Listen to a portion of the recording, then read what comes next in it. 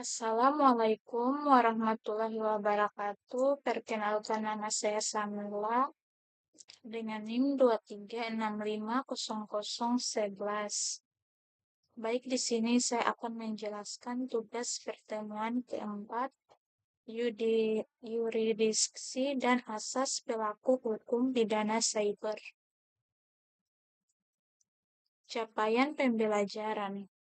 Memahami konsep locus delicti dan tempus delicti dan dalam cybercrime.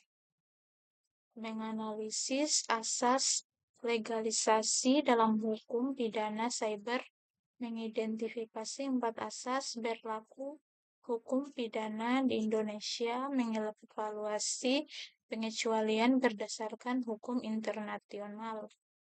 Tantangan yurisdiksi cybercrime. Borderless, tidak mengenal batas geografis. Virtual, tidak ada lokasi fisik jelas. Multi jurisdiksi, pelaku korban server di negara berbeda. Contoh hacker di Indonesia serang server korban di Eropa. Locus delicti, tempat terjadinya tindak pidana.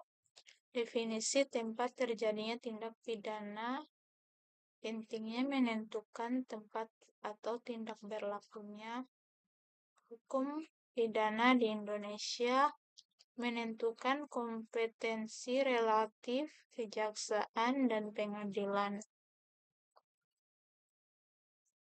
Teori locus delicti atau Van Hamel. Tempat pelaku melakukan perbuatan. Tempat alat yang dipergunakan bekerja. Tempat akibat langsung timbul.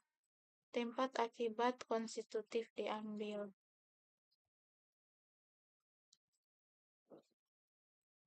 Definisi waktu terjadinya tindak pidana, pentingnya terkait Pasal 1 KUHP atau legalitas, Pasal 44 KUHP kemampuan bertanggung jawab, Pasal 45 KUHP umur pelaku, Pasal 79 KUHP daluarsa, Pasal 57 HIR tertangkap tangan. Asas legislatif, Pasal 1 Ayat 1 KUHP, rumusan tiada suatu perbuatan pidana dipidana, kecuali kekuatan aturan pidana dalam perundang-undang yang telah ada sebelum perbuatan dilakukan. Prinsip nullum delictum nulla poena sine praevia.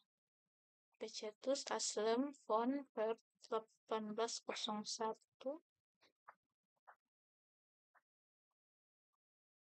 Konsekuensi asas legislatif formil, perbuatan tidak tercantum dalam undang-undang sama dengan tidak bisa dipidana.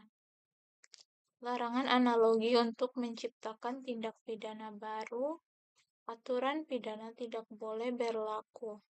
Surat retroaktif, dasar teori paksaan psikis, Feuerbach. Asas legalitas material.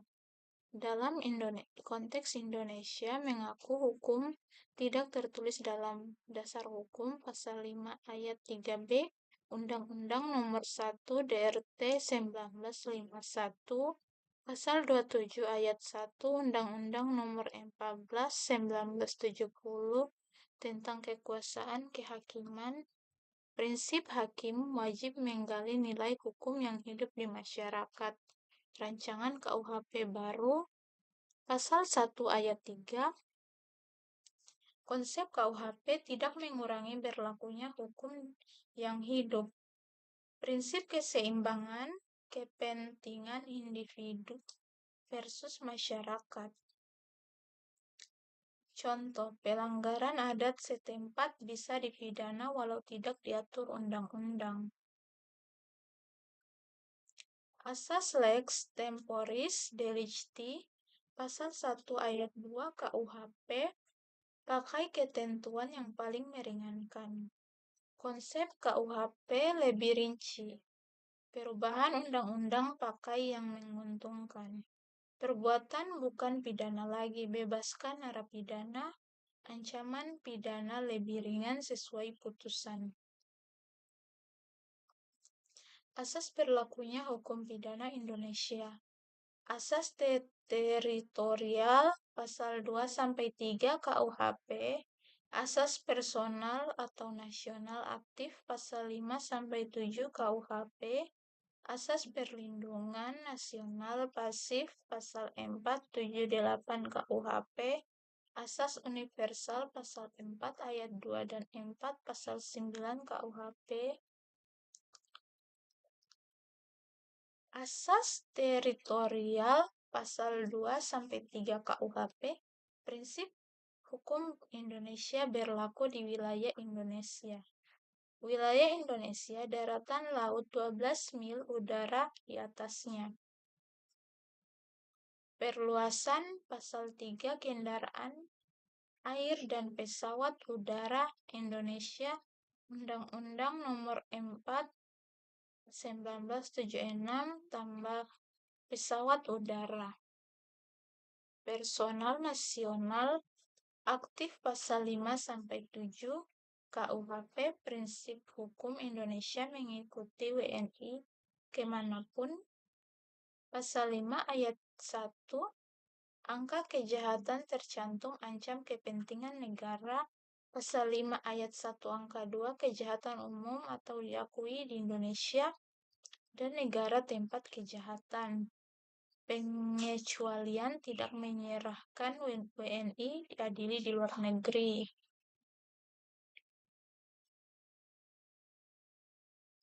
Asas perlindungan nasional pasif pasal 4,78 KUHP, prinsip lindungi kepentingan negara Indonesia. Berlaku untuk WNI dan orang asing. Kejahatan yang dilindungi: A. Keamanan negara dan martabat presiden. Merek materai pemerintah, pemalsuan surat hutang Indonesia, kejahatan jabatan, pelayanan, kejahatan palsu. Asas universal, prinsip demi kepentingan dunia internasional, berlaku untuk siapapun dimanapun. Contoh kejahatan pemalsuan mata uang atau dalam kurung Konvensi Jenewa 1929, pembajakan laut atau udara Konvensi Tokyo 1963, Den Haag 1970, Montreal 1971.